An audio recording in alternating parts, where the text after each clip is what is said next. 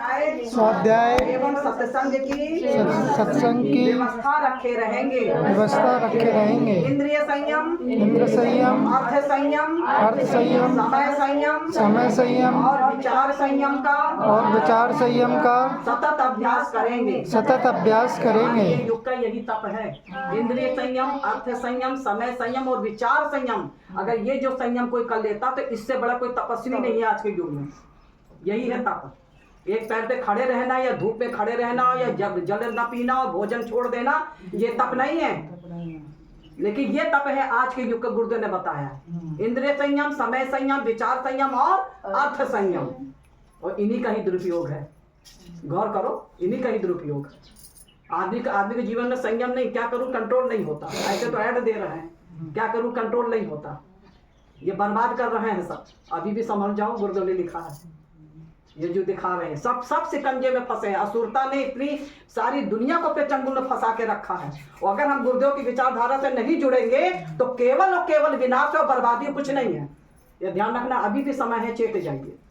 अपने आप को समाज का एक अभिन्न अंग मानेंगे और सबके हित में अपना हित समझेंगे।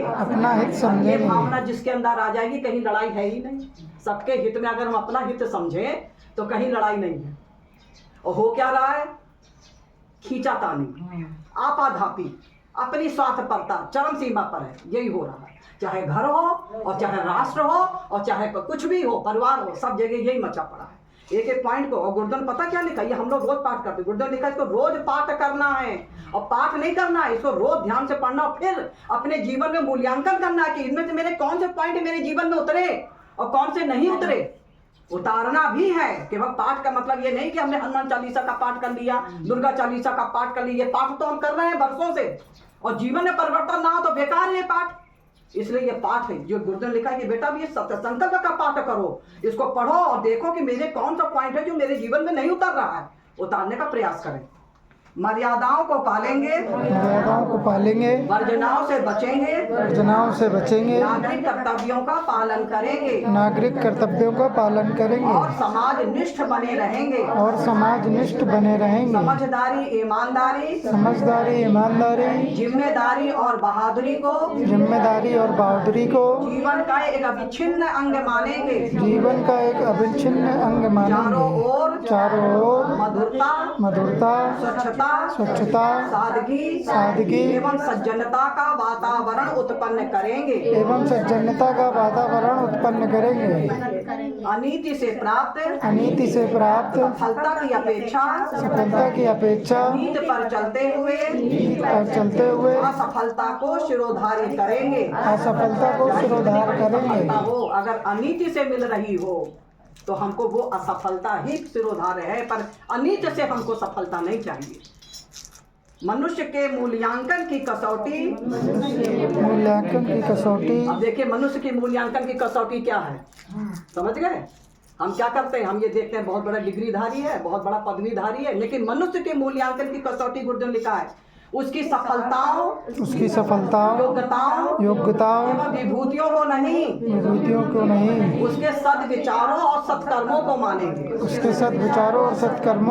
दुनिया आ रही है, आप चाहे जितने बड़े धनवान हो, चाहे जितने बड़े डिग्रीधारी हो, हर व्यक्ति का मूल्यांकन उसके सद्विचार और सत्कर्मों से ही होगा।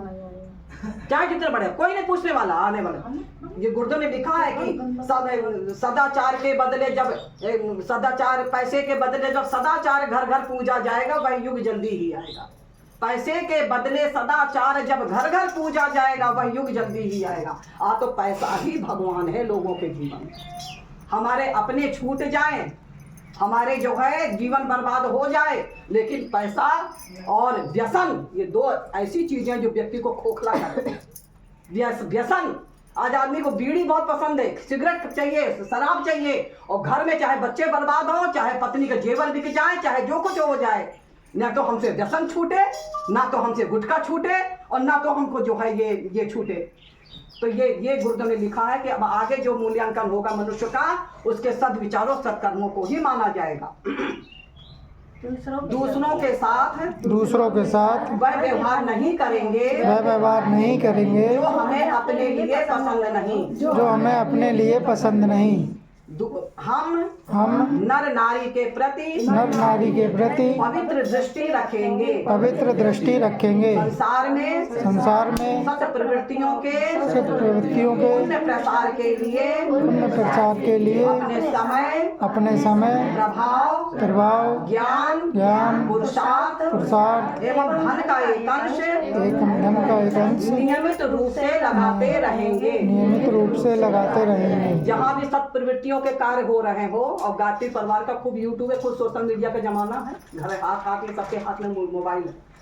गायत्री परिवार सारी दुनिया में बढ़ रहा है, और परम पूज्य गुरुदेव ने जो सूत्र दिए हैं, परम पूज्य गुरुदेव ने जो विचार दिए हैं, सारी दुनिया को इन्हीं विचारों को ही मानना पड़ेगा, और इन्हीं से ही शांति मिलेगी। नया ज्ञान का सूर्य उगेगा और तिमिर नहीं रह पाएगा, और मानव में देवत्व जगेगा, स्वर्ग धरा पर आएगा। वही होने वाला है, ये ध्यान रखना। आज नहीं तो कल खूब भटक लीजिए, जितना जिसको भटकना है खूब भटक लीजिए, खूब मनमानी कर लीजिए, लेकिन अब आगे मनमानी चलेगी नहीं। क्यों? क्योंकि महाकाल स्वयं भगवान शंकर महाकाल के रूप में मैदान में उतर आए हैं। अब बताइए किसकी चलेगी? भगवान उतर आए हैं मैदान में, भगवान को आना पड़ा, और भगवान स्वयं महाकाल मैदान में उतर आए हैं, और अब दुष्प्रवृत्तियां टिकेगी नहीं। इसलिए अभी भी हमको क्या करना है? गायत्री महामंत्र, क्योंकि जिसके पास सद्बुद्धि है वही गायत्री से जुड़ेगा, जिसके पास सद्बुद्धि है वही यज्ञ कार्यों से जुड़ेगा, जिसके पास सद्बुद्धि है वही परमार्थी कार्यों से जुड़ेगा, लोक मंगल के कार्यों से जुड़ेगा। तो सबसे पहले जरूरी है गायत्री मंत्र का जप करें, क्योंकि सबसे पहले जरूरी सद्बुद्धि तो हो। सद्बुद्धि से सृजन होता है, दुर्बुद्धि से विनाश होता है। आप सृजन के मार्ग पर चलेंगे तो आपको सद्बुद्धि की जरूरत है, और आपको विनाश के मार्ग पर चलना है तो दुर्बुद्धि से तो सारी दुनिया जकड़ी है। ये दुर्बुद्धि का खेल चल रहा है, कुचक्र। 2026 से प्रकाश का अवतरण हो रहा है सूचे जगत से। गुरुदेव ने लिखा है हम बाहर समाधान ढूंढते हैं, बाहर कुछ है ही नहीं, समस्या तो भीतर है। बाहर समस्या नहीं है, समस्या भीतर है। हमारे अंतःकरण में दुर्भावना घुस गई है, जो समस्या भीतर है, और उस भीतर की समस्या को हटाने के लिए गुरुदेव ने कहा बेटा अब ये किसी व्यक्ति के हाथ की बस की बात नहीं, अब तो वो परम चेतना परम शक्ति ही करेगी। और महामंत्र जितने जगमाही को गायत्री समनाही, उस महाशक्ति से बड़ी कोई शक्ति नहीं है। उस महाशक्ति युग शक्ति रूप में धरती पर आई है, लोगों के भीतर घुस करके उसके भीतर के कलमश कषायों को वो मिटेगी। लेकिन हमको जो गुरुदेव ने रास्ता बताया वो हमको करना, क्या करना है? गायत्री मंत्र का जप करना है। सूर्य का ध्यान कभी मत भूलना, सूर्य का ध्यान।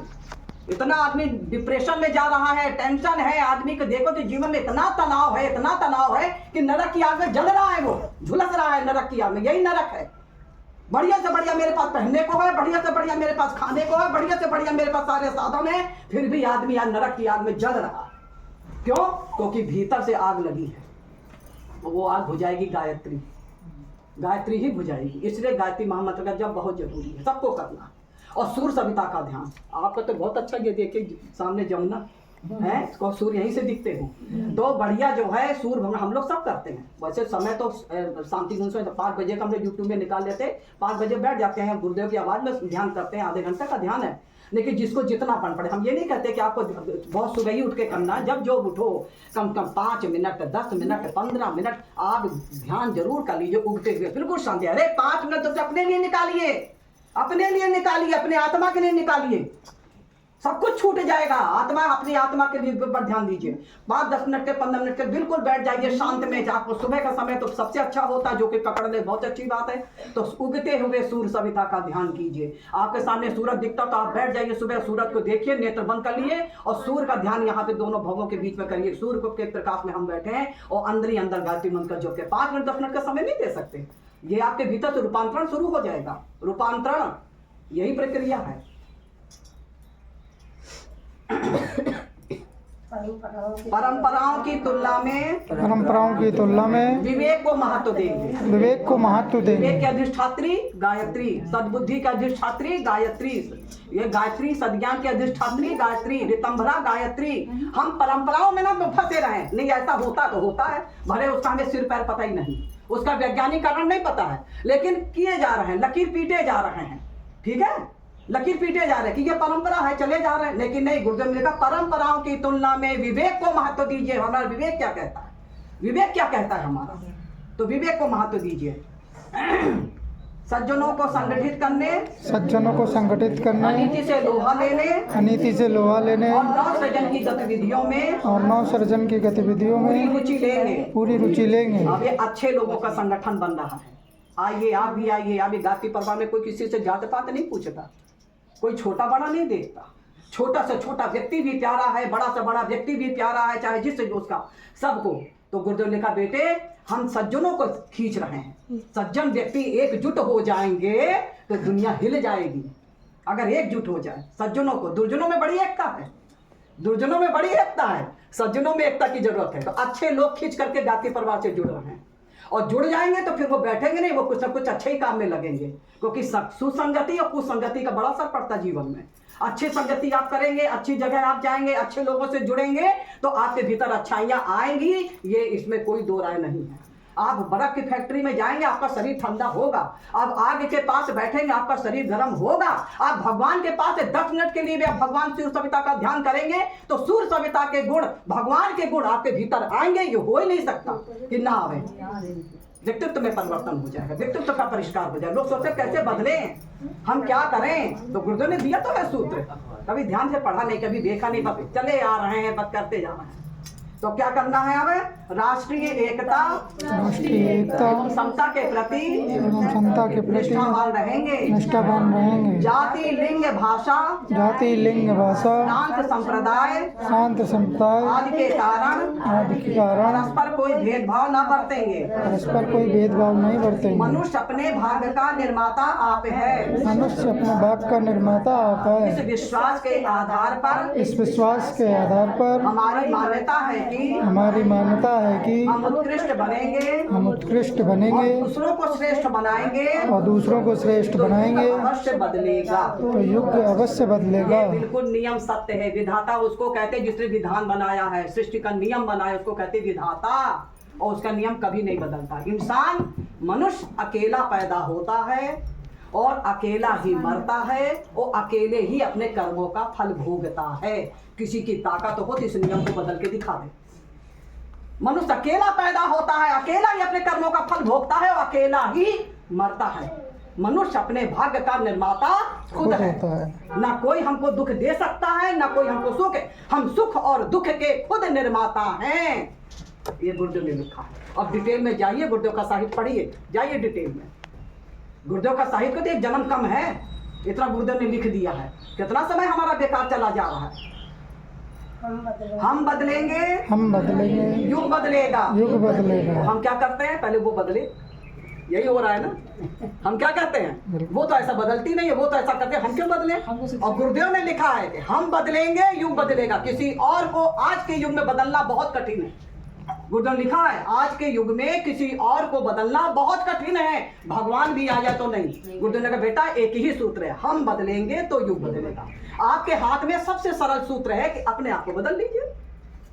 अपने आप को बदल लीजिए तो सब बदल जाएंगे। आपको आप अपने जीवन को अच्छा बनाइए ना, आप अपने क्रियाकर्म को अच्छा बनाइए ना, आप अपने आचरण को अच्छा बनाइए ना, आपको देख करके दूसरे लोग भी खींचे चले आएंगे। तो हमको ऐसे सुगंधित फूल बनना है। तो क्या है, हम बदलेंगे, अपने आप को बदलिए तो युग बदलेगा। ये मत कहिए कि नहीं साहब युग बदलेगा तब हम बदलेंगे। तो बैठे रहिए, सजाते ही रहें जगो साथी, न किंचित देर हो जाए। और जब तक हम जलाते सजाते रहें दीपक, तब तक भोर हो जाए। ऐसा ना करिएगा कि नहीं सब बाद में, बहुत लोग बाद में समय देंगे, बाद में ऐसा करेंगे। अरे बाद में हम किताब पढ़ेंगे, अभी जरूरत क्या है अखंड ज्योति के सदस्य बनने की, हम तो बाद में कर लें। बात करते रहिए, तब तक भोर हो जाएगा, रह जाएंगे आप। हम बदलेंगे, युग बदलेगा। बोलिए फिर, हम बदलेंगे, युग बदलेगा। हम सुधरेंगे, युग सुधरेगा। हम सुधरेंगे, युग सुधरेगा। इस तथ्य पर हमारा परिपूर्ण विश्वास है। हमारा परिपूर्ण विश्वास है। हमारा परिपूर्ण विश्वास है। हमारा परिपूर्ण विश्वास है। हमारा परिपूर्ण विश्वास है। हमारा परिपूर्ण विश्वास है। ये गुरुदेव ने लिखा है, 18 पॉइंट है। गुरुदेव ने लिखा ये नवयुग का संविधान है बेटा। अभी लोगों को समझ में नहीं आ रहा, ये नवयुग का संविधान। अब इसको चलिए, अब आप खड़े हो जाइए।